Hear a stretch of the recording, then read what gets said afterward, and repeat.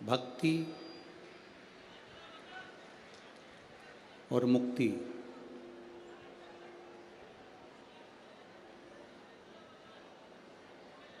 ये दोनों ही भगवान शिव संपूर्ण विश्व के लोगों को प्रदान करते आए।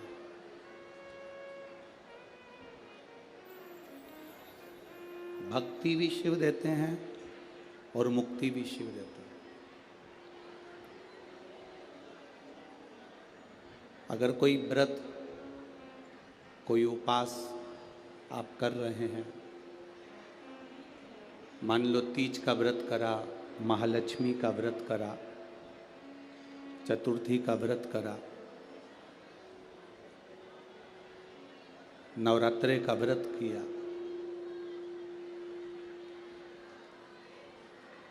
कोई भी व्रत जब हम धारण करते हैं, कोई भी व्रत जब हम करते हैं, तो उस व्रत की साक्षी ध्रुव जी महाराज देते हैं। ये श्रीमद् भागवत कथा में भी वर्णन आता है ध्रुव कथा का, तो उसमें कहा गया। पर व्रत की साक्षी ध्रुव जी देते हैं।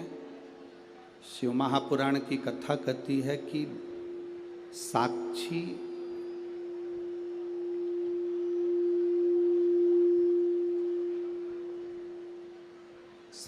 भले ध्रुव जी महाराज दे रहे हों,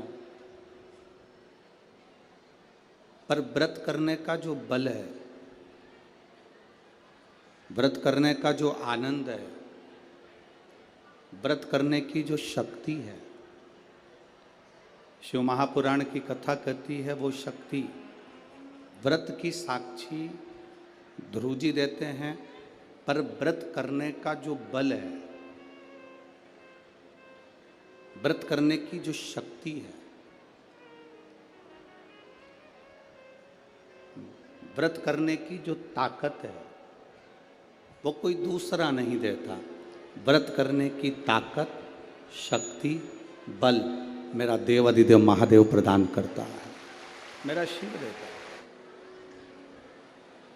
अगर हम शिव महापुराण की कथा को देखें तो माता पार्वती जी अपने तप को कर रही हैं। माँ जगज्जननी, माँ अम्बा, माँ जगज्जननी दुर्गा भवानी, अष्टभुजा धात्री माँ दुर्गा, माँ भवानी, माँ देवी,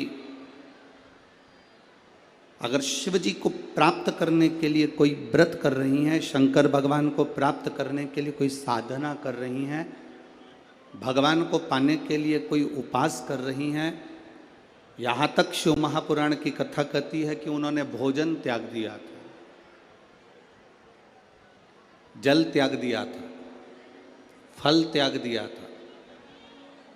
शिव महापुराण की कथा कहती है केवल वृक्ष की पत्तियों को ग्रहण करती थी, वृक्ष की पत्ती को भी छोड़ दिया था।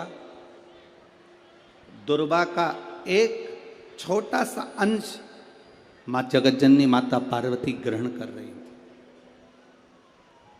एक छोटा सा अंश दुर्वा का, वो भी छोड़ दिया था। और जब माता पार्वती जी ने पत्ती छोड़ दी, दुर्वा खाना छोड़ दिया, फल खाना छोड़ दिया, भोजन करना छोड़ दिया, जल पीना छोड़ दिया, तब माता पार्वती केवल वायु का ही पान करती थी, केवल वायु का पान करती थी।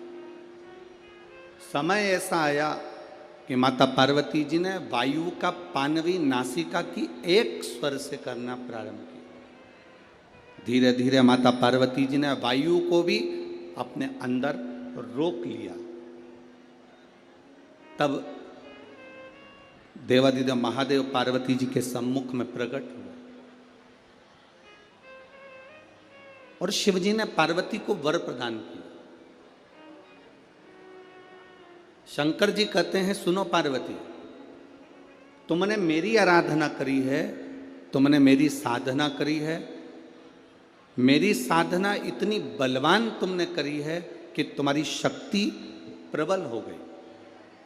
पार्वती, आज मैं तुमको 2 वर देता हूं। माता पार्वती को 2 वर दिए जब माता पार्वती ने तप साधना करी। पहला वर मां पार्वती जी को देते हैं भगवान देवाधिदेव महादेव। जो नारी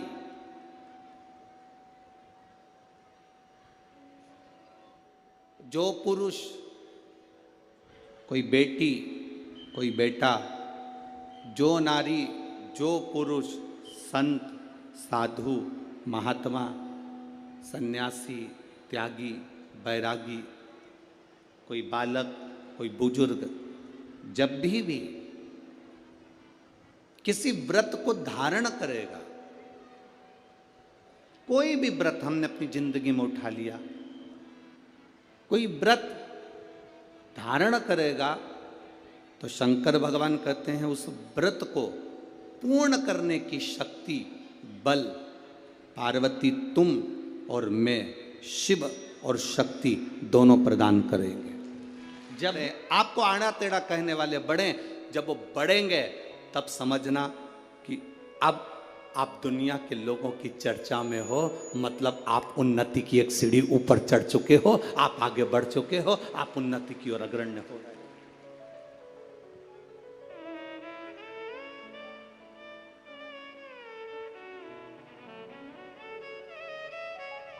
घर में 2 बेटे होते हैं ना, एक बेटा पढ़ने में होशियार होता है, एक बेटा थोड़ा सा कमजोर होता है।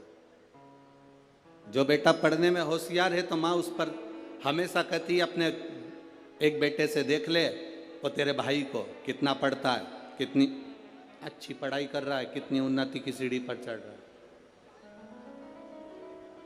देख ले अपने भाई को, वो कितना अच्छी पढ़ाई कर रहा है, कितनी उन्नति की सीढ़ी पर चढ़ रहा है। और एक बेटा ऐसा होता है जो मन के अनुकूल कार्य करता है, माँ की दृष्टि में वो अच्छा नहीं है, पढ़ता ही नहीं है, विद्या अध्ययन करता ही नहीं है, पढ़ ही नहीं रहा।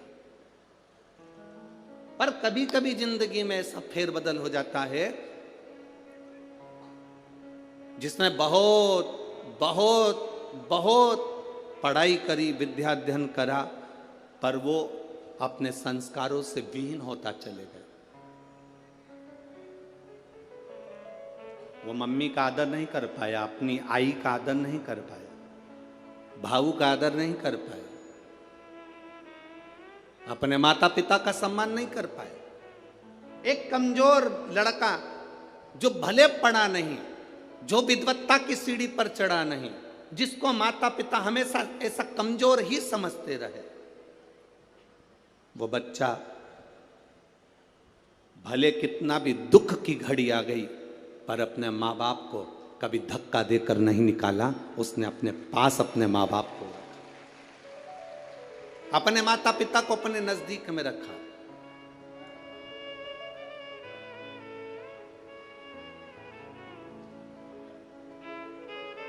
एक साथ रहे। शिवजी ने पार्वती जी को 2 वर दिए, उसमें से एक वर दिया कि शिव और शक्ति का बल व्रत साधना उपास करने वालों के साथ, नियम धारण करने वालों के साथ में रहेगा, जो नियम धारण कर।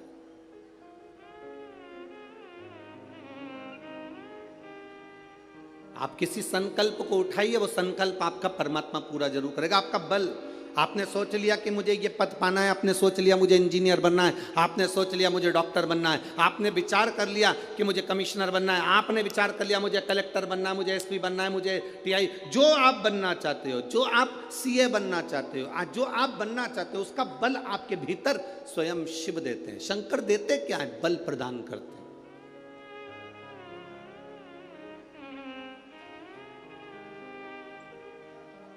शिव जी देते ही बल है। शिव के भक्त 3 बार रोते हैं। पहला, जब वो बाबा को पुकारता है, दुख की घड़ी में, कष्ट की घड़ी में, तकलीफ की घड़ी में, तब वो बाबा को पुकारता है, तब रोता है। दूसरी बार, शिव का भक्त जब बाबा नहीं सुनते, बाबा नहीं आते, उसका दुख जब समाप्त नहीं होता और भगवान जब आते नहीं, उसका दुख जाता नहीं, शंकर का भक्त फिर रोता है। शिव के भक्त 3 बार रोते हैं, एक बार भगवान को पुकारते हैं तब, दूसरा भगवान नहीं आता तब, और तीसरी बार शंकर के भक्त तब रोते हैं जब भगवान मिल जाते हैं और उसका कार्य जब पूर्ण हो जाता है, तब भी वो रोता है, तब भी रोता है। शंकर के भक्त 3 बार रोते हैं। पहली बार जब भगवान को पुकारेगा तब रोएगा, दूसरी बार जब भगवान नहीं आएंगे तब रोएगा, और तीसरी बार जब भगवान आ जाएंगे तब रोएगा। तीसरी बार इसलिए रोता है कि मेरे जैसे पापी पर भी तूने कृपा कर दी। मैंने सोचा नहीं था कि मेरा महादेव एक लोटे जल से प्रसन्न हो जाता है और मेरे ऊपर करुणा कर देता है, तब भी रोता है, तब भी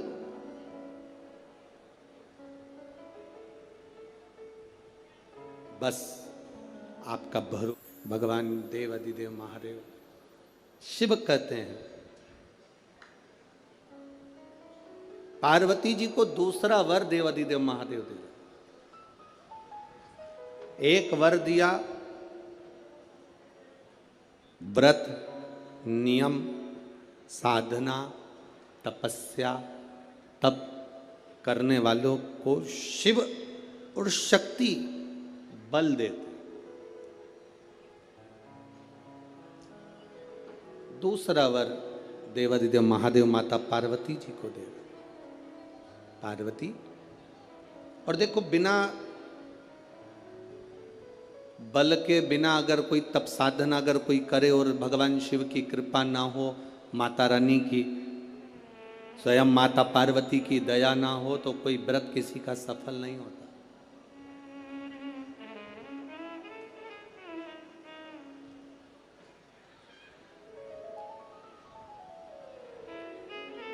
राजा प्रसेनजीत की 2 बेटी थी। एक का नाम था नेनुका और दूसरे का नाम था रेणुका। कितनी बेटी हैं? जम के बोलो जरा। 2। पहली का नाम क्या है? नेनुका, ना एन, नेनुका पहली का नाम, और दूसरी का रेणुका, आर रा, रेणुका। राजा प्रसेनजीत की 2 बेटी है, एक नेनुका है, दूसरी रेणुका है।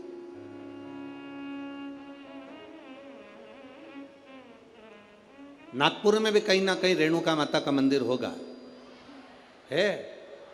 अच्छा, एक का नाम है नेनुका, दूसरी का नाम है रेणुका। अब देखिए तप का बल कैसे प्राप्त होता है। दोनों देवियों में विचार करिए, ये दोनों राजा प्रसेनजीत की दोनों बेटी है, रेणुका और नेनुका, ये दोनों बेटी राजा प्रसेनजीत।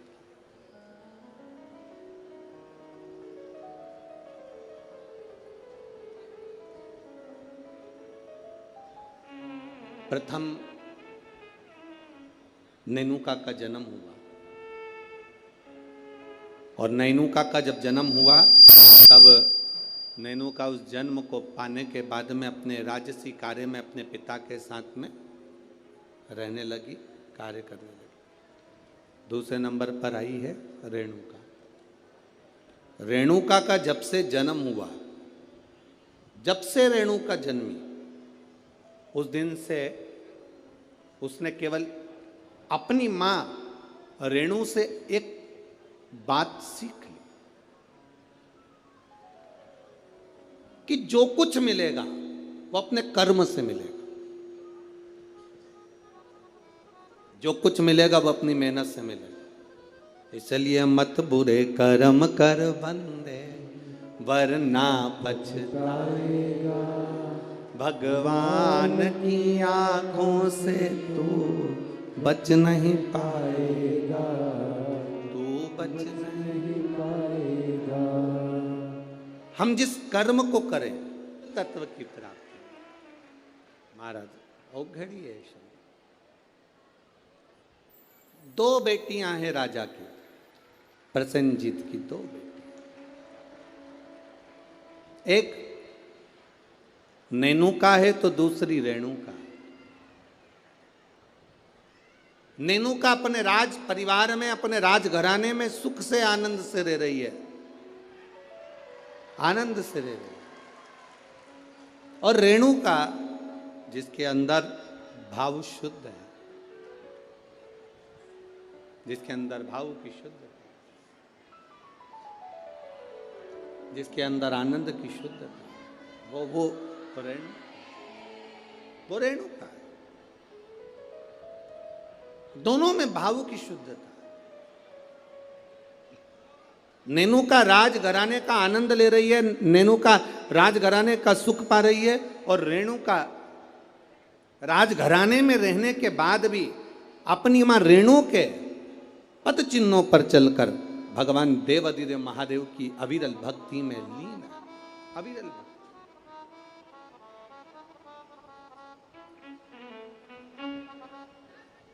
शिव भक्ति में लीन है वो।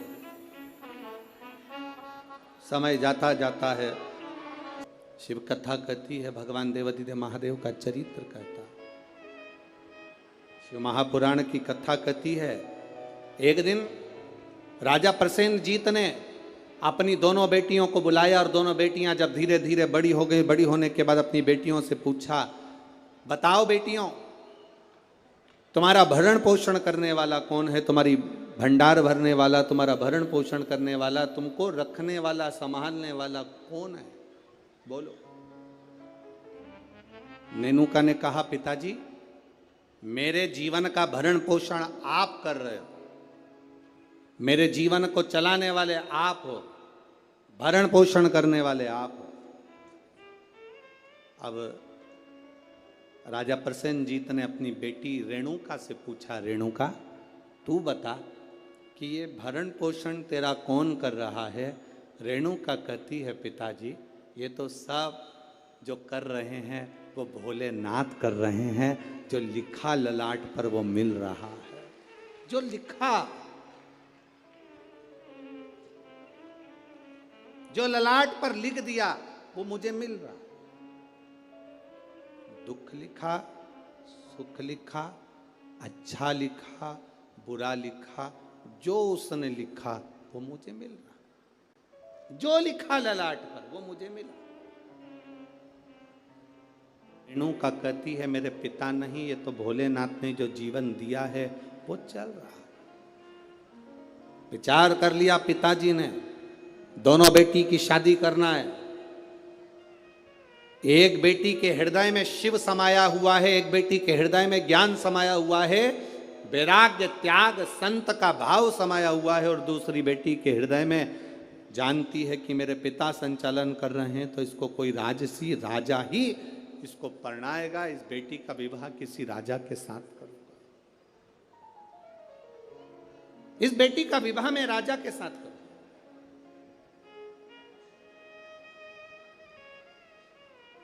जब भरोसा प्रबल हो जाता है, विश्वास दृढ़ हो जाता है, तब परमात्मा की प्राप्ति का केंद्र बन जाता है।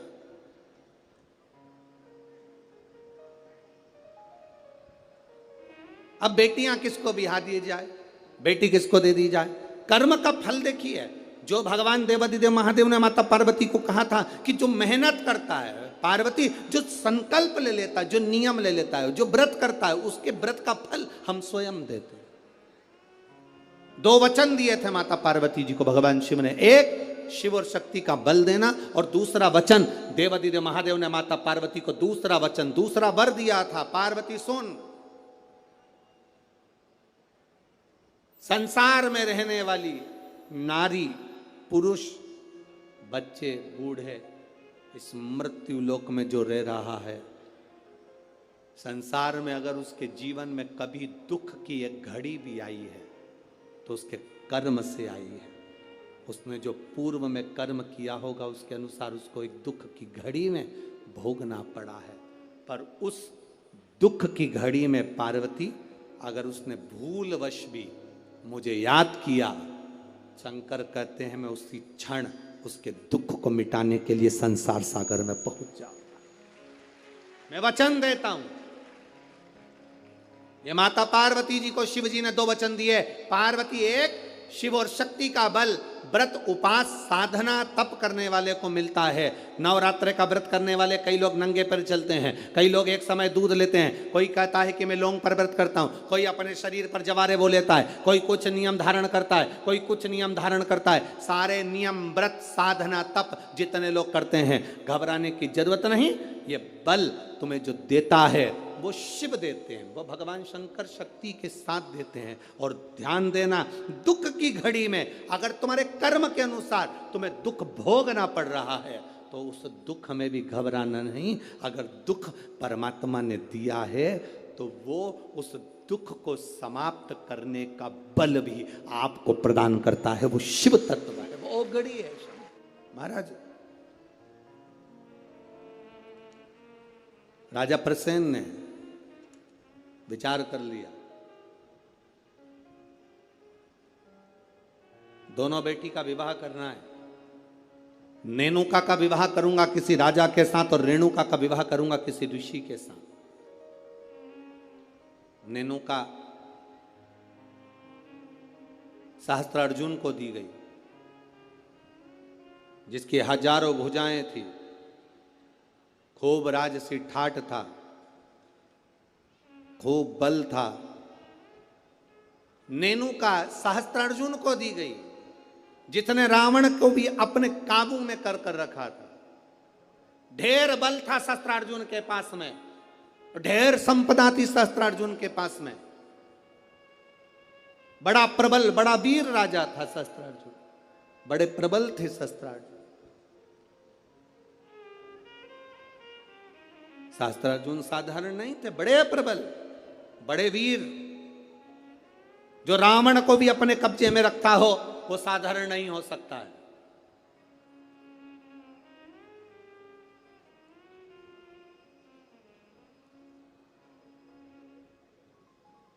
राजा सहस्त्रार्जुन को अपनी बेटी नेनुका का विवाह कर दिया। अब आई बारी रेणुका की, तो फिर विचार करा गया कि इस रेणुका का विवाह मैं करूं तो करूं किससे, किसको दूं। तब कहा, बेटी जितनी तू शंकर की आराधना करती है, जितनी तू शिव जी की उपासना करती है, तेरा पति भी शंकर की आराधना करने वाला होना चाहिए। जमदग्नि जी को रेणुका ब्याह दी। जमदग्नि जी को जब रेणुका ब्याही, रेणुका का तप साधना देखिए कितनी प्रबल थी। जमदग्नि जी के साथ में रेणुका जब ब्याह कर आ गई, रेणुका का नियम था, प्रतिदिन का नियम था रेणुका का, प्रतिदिन का नियम। एक मट्टी को इकट्ठा करती, मट्टी को इकट्ठा कर कर उसका हंडा बनाती, घड़ा बनाती, पात्र बनाती। कच्चा घड़ा, कच्चा पात्र। रेणुका का नियम था, मट्टी का पात्र बनाती, मटका हंडा बनाती और हंडे को लेकर जब नदी पर जाती, जल भर कर लाती, जल भर कर लाती।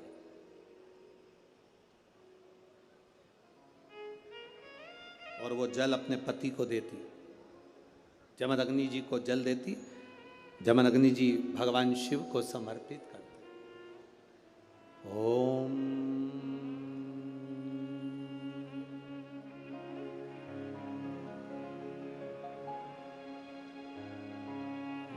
नमः शिवाय।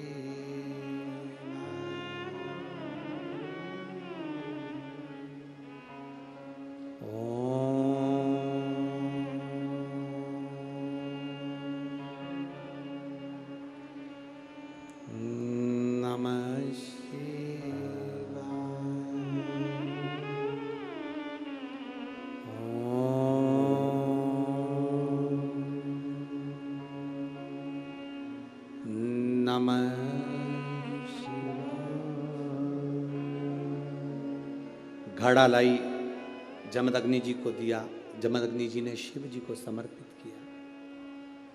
कच्चे घड़े में जल भरना, लाना, शंकर जी के लिए अपने पति को देना, समर्पित करना।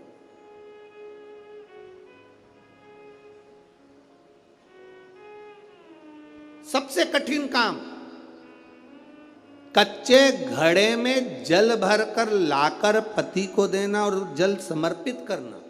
एक बार जमदग्नि जी के मन में एक भाव प्रकट हो गया कि मेरी पत्नी रोज घड़ा बनाती है, रोज हंडा बनाती है, रोज कच्चा घड़ा तैयार करती है और रोज जल भर कर लेकर आती है। मेरी धर्म पत्नी, आखिर ऐसा क्या तप साधना, ऐसा क्या तप बल, ऐसी क्या प्रबलता जो कच्चे घड़े में जल भर कर लाती है? कच्चे घड़े में जल भर कर लाना।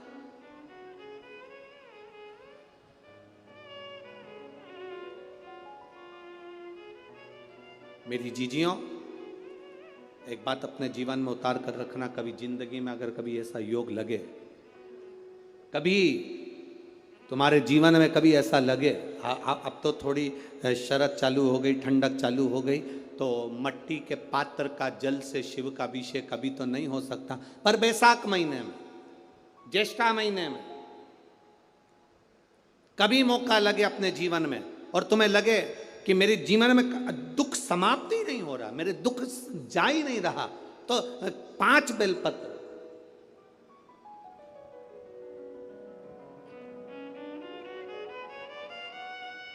5 बेलपत्र, एक आप लोगों को देखो इस पत्र में शिवलिंग लगा हुआ है, तो हम आपको इसी से समझा देते हैं। एक बेलपत्र जिसकी डंडी का भाग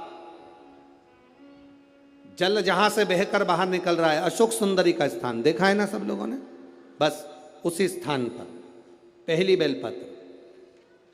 दूसरी बेलपत्र पार्वती जी के स्थान पर, अर्थात जो जलाधारी है वहां पर। तीसरी बेलपत्र शंकर भगवान के शिवलिंग के सम्मुख में जहां आप बैठे हो वहां बैठकर डंडी का भाग विपरीत दिशा में रखकर, तीसरा बेलपत्र। चौथा बेलपत्र भगवान शंकर का जल जहां से नीचे गिर रहा है उस ओर सीधी बेलपत्र नीचे की ओर। और 5वीं बेलपत्र शंकर भगवान के अशोक सुंदरी के स्थान को छुआकर नंदी के पास रखकर, जो घड़े में जल है अर्थात मट्टी के पात्र में जो तुम जल लेकर गई हो, उस पात्र के जल से शंकर का अभिषेक कर देना, शिव को वो जल समर्पित कर देना। जिंदगी में कैसा भी दुख हो वो कटता ही है, वो दुख रह नहीं सकता, ये निश्चित था।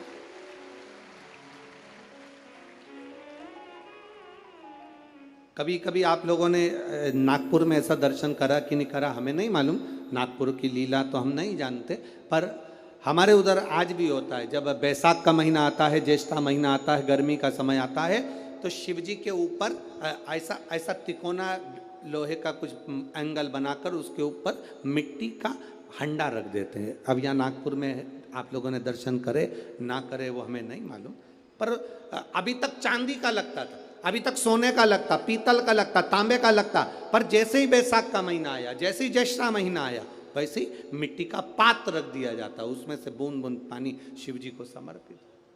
करें दर्शन यहाँ पर, किसी ने करे यहाँ रखते हैं लोग, ठीक है। शिव तत्व की प्राप्ति के लिए भगवान देवादिदेव महादेव के आनंद सुख को प्राप्त करें।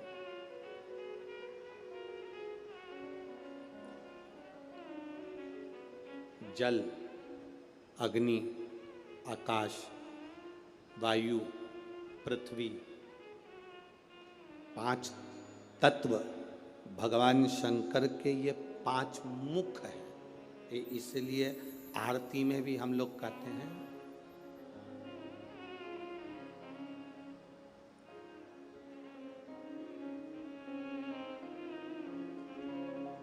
पंचानंद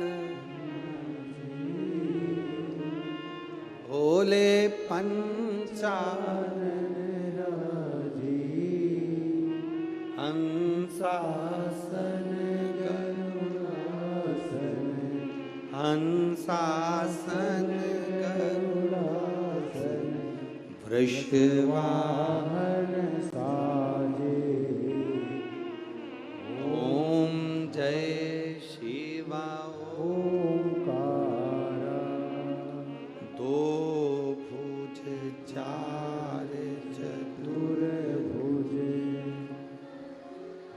तस मुझे अति सोहे,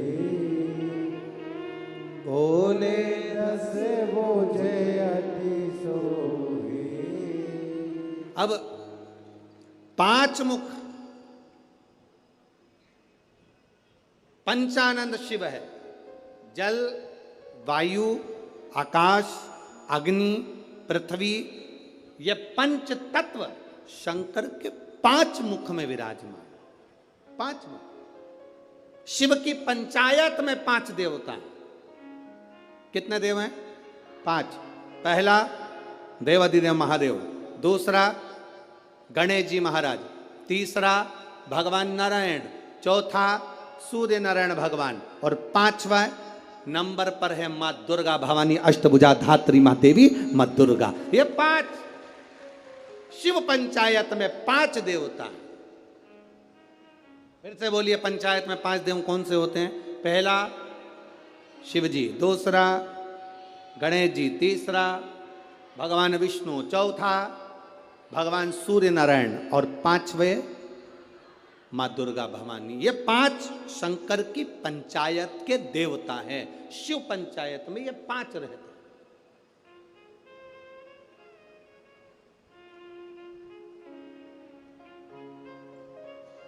नागपुर में कथा कितने दिन की मिली?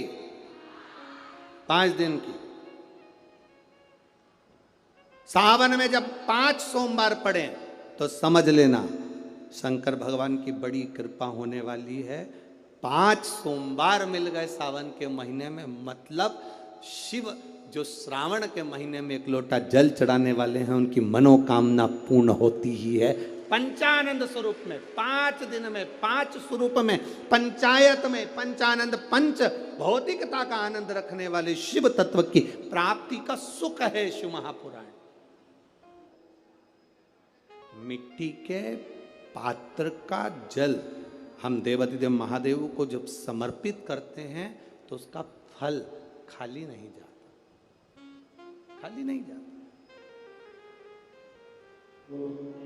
महाराज शिव महापुराण की कथा कहती है, रेणुका देवी कच्चे घड़े में जल भर कर लेकर आती, अपने पति को देती, और जमदग्नि जी उस जल को लेकर शिव जी को समर्पित करते। पर उनके चित्त में यह बात बैठ गई, आखिर इसकी दृढ़ता, इसकी भक्ति कितनी प्रबल होगी कि कच्चे घड़े में पानी नदी से यहाँ तक आ गया और कच्चा घड़ा टूटता नहीं। जब तक शिव जी को जल नहीं चढ़ाते तब तक वो घड़ा समाप्त नहीं होता। आखिर इसकी भक्ति किसकी है? इस रेणुका ने भक्ति किसकी करी? किसकी भक्ति करी? ये रेणुका किसको भजती है? क्या देखा जमदग्नि जी ने कि आज रेणुका ने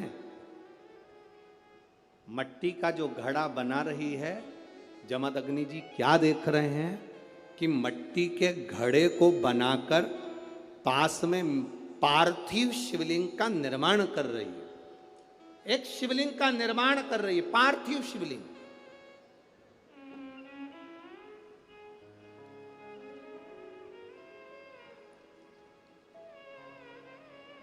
और पार्थिव शिवलिंग का निर्माण कर कर ये करती क्या है? मट्टी का जो घड़ा बनाया उस घड़े को पार्थिव शिवलिंग का पूजन कर कर उस घड़े को शंकर से स्पर्श करा देती है। शिवलिंग से स्पर्श करा रही, केवल छुआ रही है। थोड़ा ध्यान देना जरा कथा पर। जमदग्नि जी ने देखा ये करती क्या? कच्चे घड़े में पानी कैसे ठहर सकता है? कच्चे घड़े में पानी कैसे ठहर सकता है? मेरी माताओं से निवेदन, बड़ा सुंदर भाव से फिर निवेदन करूंगा, जिसका बेटा, जिसका बच्चा मंद बुद्धि हो, विवेक काम नहीं कर रहा हो, बुद्धि काम नहीं कर रही, चित्त काम नहीं कर रहा, बहुत चिड़चिड़ा, बहुत उचिष्ट, विवेक काम नहीं कर रहा, बुद्धि काम नहीं कर रही, हां, यहां तक शिव महापुराण की कथा कहती है एक बीमारी होती है जिसमें नसें शरीर की काम करना बंद कर देती है। और वो उस बीमारी का इलाज पूरे बाहर विदेश में भी नहीं है, जिसमें धीरे धीरे धीरे धीरे नाड़ियाँ नसें बंद होती चली जाती है, पाँव हाथ काम करना बंद कर देता है, फिर वाणी कम हो जाती है, नयन दिखना बंद हो जाता है, शरीर बेकार। उसके लिए भी कोई मंदबुद्धि है, उसके लिए भी शिव महापुराण की कथा कहती है, हफ्ते 2 हफ्ते में कभी सोमवार के दिन भले मट्टी का बर्तन तुम्हारे घर में नहीं हो, घर में कोरा सा दिया भी हो, कोरा दिया, दिया कोरा मतलब उसमें दीप ना लगा हो, मट्टी का नया दिया, उसमें अगर आपने थोड़ा पानी भरकर रख भी दिया और उसमें गलते गलते वो पानी ज़्यादा नहीं भी बचा, 2 बूंद भी बचा है और वो 2 बूंद भी अशोक सुंदरी वाली जगह पर चढ़ा है, और वही पानी जिसकी विवेक, जिसकी बुद्धि, जो मंद बुद्धि कहा जाता है, उसको अगर बेलपत्री के साथ में वो जल की 2 बूंद भी उसको दी जाए तो वो विवेकवान बनता चले जाता, उसकी बुद्धि काम करना प्रारंभ कर। कितना भी मंद बुद्धि हो, पड़ा रहता हो, पड़ा है, मुंह से राल बह रही है, वो बोल नहीं पा रहा, शरीर विग्रह बेकार बिल्कुल, उसके लिए भी ये कार्य करता। शिव पर चढ़ा हुआ मट्टी के पात्र का जल सुख प्रदान करता है। हमारे यहाँ नवरात्रे में जवारे बोए जाते हैं, आप लोगों को इधर बोते हैं कि नहीं बोते हैं मालूम नहीं, हमको बोते हैं इधर। मट्टी के पात्र में जवारे बोए जाते हैं, कुंडी में जवारे बोए जाते हैं, मट्टी में गेहूं डालकर जवारा बोया जाता है। उस जवारे की मूलता क्या कहती है, उस जवारे की महत्वता क्या कहती है, क्यों बोए जाते हैं जवारे, उस जवारे की महत्वता क्या है, नवरात्रे में 9 दिन जवारे क्यों बोते हैं, उसको बोने का कारण क्या है। केवल कोई कहे कि हम ठाकुर जी को भजते हैं, भगवान कृष्ण को भजते हैं, कोई कहे हम तिरुपति बालाजी को, नारायण को भजते हैं, कोई कहता है कि हम हरि विट्ठल को, पांडुरंगा को भजते हैं, हमारे यहाँ हाँ हम इनको भजते हैं तो जवारे नहीं बोते। ना ना, पुष्टि मार्गी है, ठाकुर जी की सेवा करने वाला है, उसके यहाँ भी ये 9 दिन जवारे बोए जाते हैं। रामानुज संप्रदाय से जुड़ा हुआ है, नारायण की पूजन कर रहा है, उसके घर में भी जवारे बोए जाते हैं। पांडुरंगा हरि विट्ठल की उपासना कर रहा है, उसके घर में भी जवारे बोए जाते हैं। जवारे का महत्व हमारे यहाँ शास्त्र कहता है। क्या महत्व है उसका, क्या फल है उसका। महाराज, जब देवी माता ने दुर्गा भवानी को पंचायत में बुलाया गया, शिव पंचायत में मां दुर्गा बैठी हुई है, और शिव पंचायत में जब दुर्गा भवानी बैठी, उपद्रवियों ने उपद्रव मचाया, अहंकारियों ने अहंकार मचाया, असुरों ने, राक्षसों ने हाहाकार मचाना प्रारंभ करा। तब उस समय पर देवाधिदेव महादेव माता पार्वती को देखकर, दुर्गा भवानी को देखकर मुस्कुरा रहे थे। केवल शिव मुस्कुरा रहे हैं, पार्वती को देखकर, दुर्गा भवानी को देखकर, मां जगत जननी को देखकर केवल मुस्कुरा रहे। तब देवता सूर्य नारायण ने भगवान शिव जी को देखकर हाथ जोड़कर प्रार्थना करी। भास्कर देव बोले, सूर्य नारायण बोले, बाबा मेरे मन के संशय को मिटा दीजिए। शिव जी ने पूछा क्या काम है, बोलो क्या चाहते हो। शंकर भगवान से सूर्य देव, भास्कर देव कहते हैं, प्रभु आपके मुस्कुराने का कारण क्या। भारत की भूमि पर जितनी जगह पर भी आप लोग कथा सुन रहे हो, आस्था चैनल पर, फेसबुक, यूट्यूब पर जितने लोग कथा सुन रहे हो, बड़े ध्यान से सुनना कि जवारे क्यों बोए जाते हैं, नवरात्रि में जवारे की महत्वता क्यों होती है, क्यों बोया जाता है, मिट्टी में गेहूं डालकर क्यों उत्पन्न किया जाता है, उसकी महत्वता क्या है। सूर्य नारायण पूछ रहे हैं भगवान देवाधिदेव महादेव से, आप दुर्गा भवानी को देखकर मुस्कुराए, आप हंसे हैं, आपके चेहरे पर प्रसन्नता आई है, कारण क्या। और महाराज देवाधिदेव महादेव ने कहा, यहां भगवान विष्णु, गणेश जी, भास्कर देव, आप सब बैठे हो। असुरों ने आक्रमण कर दिया, असुरों ने आक्रमण करा है, और वह असुर आक्रमण कर दिए हैं तो वो असुर प्रवेश कर रहे हैं, उपद्रव मचाकर हाहाकार कर कर नष्ट करने वाले हैं इस पूरी पृथ्वी को। तो फिर उसको बचाएगा कौन, कैसे बचेगा? शिव जी ने कहा चिंता मत करो। दुर्गा ने अपने केश का स्मरण किया, एक केश को माता पार्वती जी ने अपने हाथों से छुआ, छूते ही एक कुंड में सुंदर जवारे उत्पन्न हुए हैं। जब तक वो जवारे बड़े नहीं हो जाते, जब तक वो जवारे थोड़े प्रबल नहीं हो जाते, तब तक एक भी असुर प्रवेश नहीं कर सकता, हाहाकार नहीं मचा सकता और अंदर आ नहीं सकता। शिव महापुराण की कथा कहती है जवारे जिसके यहाँ बोए जाते हैं, जवारे का, आप लोग कहते हैं कहीं पर देवी जी बैठी हैं, किसी के यहाँ मिट्टी की मूर्ति आई 21 फीट की, 41 फीट की, 15 फीट की, 10 फीट की, 25 फीट की देवी जी की प्रतिमा स्थापना हुई। लोग कहते हैं हम देवी जी का दर्शन करने जा रहे हैं, दुर्गा जी का दर्शन करने जा रहे हैं। शिव महापुराण की कथा कहती है वो दुर्गा जी का दर्शन नहीं, देवी का दर्शन नहीं।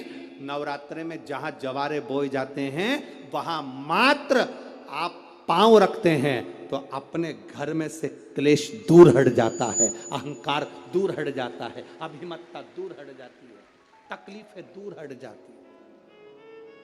जिसके घर में जवारे बोए जाते हैं वहां से अहंकार, काम, लोभ, आसक्ति, वासना, तृष्णा और दुख, तकलीफें दूर हट जाती है। तो जवारे का मूल का तत्व आनंद, सुख। महाराज उसको समझने वाला समझ सकता। रेणुका घड़ा बनाकर शिव जी का स्पर्श कर रही है, केवल स्पर्श, मट्टी के पात्र में बला जाता है स्पर्श मात्र,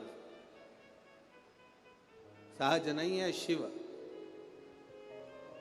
उसकी भक्ति बड़ी प्रबल, क्योंकि उसके मस्तक पर गंगा विराजमान है और वो साधारण कृपा करने वाला नहीं, दुनिया को अमृत देने वाला है। शिव अमृत प्रदान करने वाला।